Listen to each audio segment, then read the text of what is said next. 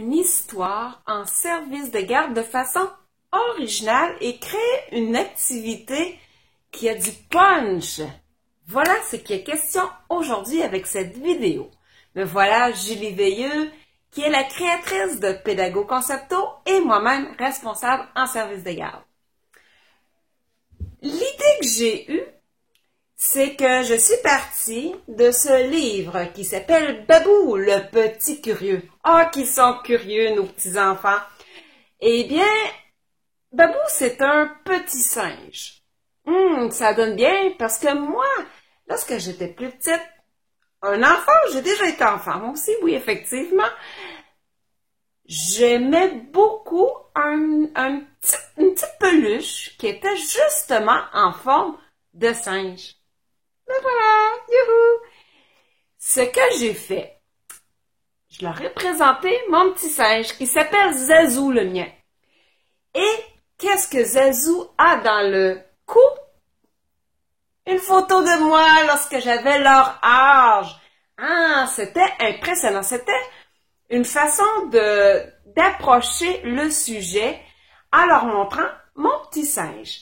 Je leur ai expliqué que c'est un singe que j'affectionnais beaucoup lorsque j'étais petite et ils étaient curieux aussi de voir ma photo à leur âge. C'était la mise en scène, si on peut dire, de l'histoire. Ensuite, j'ai dit, est-ce que vous aimez ça, les singes? Oui! On imite les singes. Alors, on faisait les singes. C'était drôle et tout. Et là, je leur ai dit, moi, je connais un autre singe. Il s'appelle Babou. Il est très curieux. Et là, on parlait de tout ça. Êtes-vous curieux de savoir c'est quoi l'histoire, etc.? Je pourrais en dire là, mais on a fait une discussion là-dessus pour finalement en arriver à lire l'histoire de Babou le singe. Et d'aider les enfants, de les amener à aimer la lecture, c'est très important parce que c'est vraiment, comment je pourrais dire ça? Ça leur apporte beaucoup d'aimer la lecture, c'est gagnant. Je dis souvent ça, c'est gagnant. Mais oui, la lecture, c'est gagnant, c'est important qu'ils aiment la lecture. Ça va les aider beaucoup dans leur futur. Cela dit, alors j'ai raconté l'histoire, tout ça, et de façon d'attirer davantage leur écoute, c'est non seulement de raconter l'histoire, mais aussi de prendre des tons de voix différents, parfois un peu plus bas, parfois un peu plus élevé, comme ça, plus fort, et de changer aussi parfois la voix. Ça l'attire davantage leur écoute, et pas seulement faire un regard comme ça en général. Regardez précisément un enfant et lui parler à lui et ensuite parler à l'autre. Je fixe cet enfant-là, il se sent davantage attiré. L'enfant pense que c'est à lui l'histoire. C'est une façon gagnante pour attirer encore là davantage l'attention des enfants. Aussi, au courant de l'histoire, c'est de leur poser des petites questions en rapport à qu'est-ce que tu penses qui va arriver. On voit la moufette. Qu'est-ce qui va arriver avec la moufette? Est-ce qu'il y en a qui connaissent les moufettes?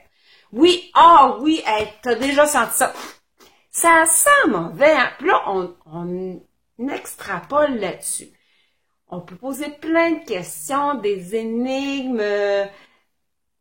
Je pourrais en dire longtemps comme j'ai dit. Une fois l'histoire terminée, on peut poursuivre davantage l'histoire, faire des liens avec. Exemple, on pourrait dire, bon, aujourd'hui, notre collation, on va manger comme Babou. Qu'est-ce qu'on va manger? Des bananes. Des bananes, c'est quelle couleur? Jaune. On peut alimenter nos activités en fonction d'une simple histoire. Une chose que j'ai faite aussi, c'est que j'ai fait photocopier certaines images et ensuite, j'ai amené les enfants à les découper. J'ai dit, bon, tu découpes la plante. Un découpage qu'un enfant a fait.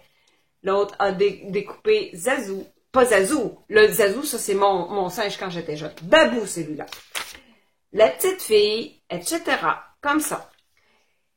Et moi aussi, j'en avais découpé.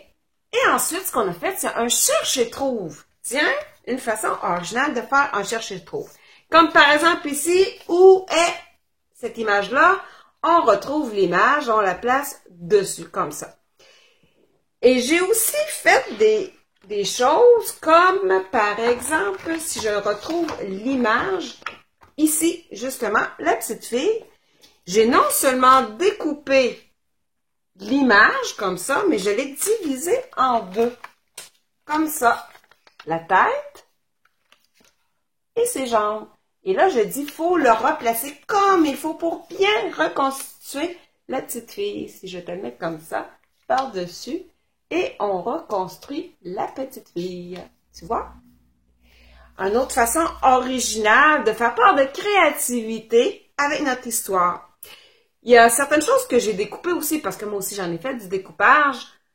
J'ai trouvé un petit râteau qui, on le retrouve à différents endroits. On le retrouve ici, mais on le retrouve aussi dans une autre image. Ça l'accentue l'observation des enfants. Parce que là, ils vont dire, ah, on voit là, est-ce que ça va vraiment là?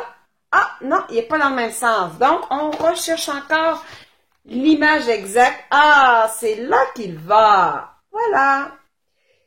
Des petites choses comme ça. Faire part de créativité avec une simple histoire. Tout ça pour dire, on se casse parfois un peu trop la tête pour faire part de créativité alors que ça peut être tout simple. Tout ça en faisant appel à tous les sens, toutes les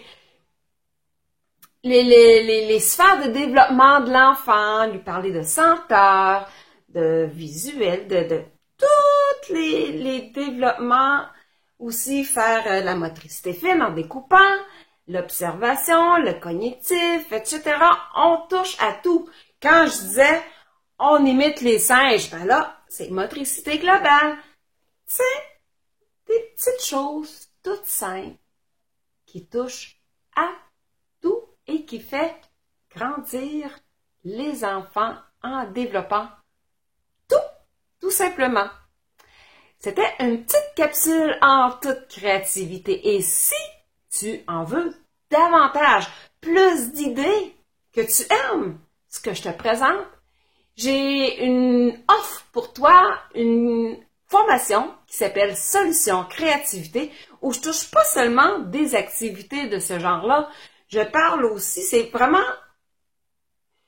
une formation en développement personnel, parce qu'on touche pas que des affaires de bricolage, même je dirais que ça, on y touche plus ou moins. C'est vraiment au milieu de l'activité, comment interagir avec les enfants selon les besoins, les observations qu'on fait, tout ça en tenant compte du programme éducatif, du développement de l'enfant pour toucher vraiment, respecter la loi 59 qui stipule qu'il faut avoir au moins 3 heures de formation en développement de l'enfant et programme éducatif en petite enfance.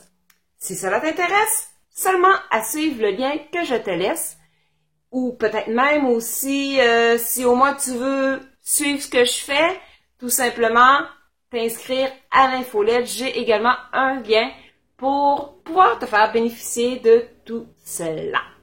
Je te laisse là-dessus et je te souhaite bonne créativité. Salut!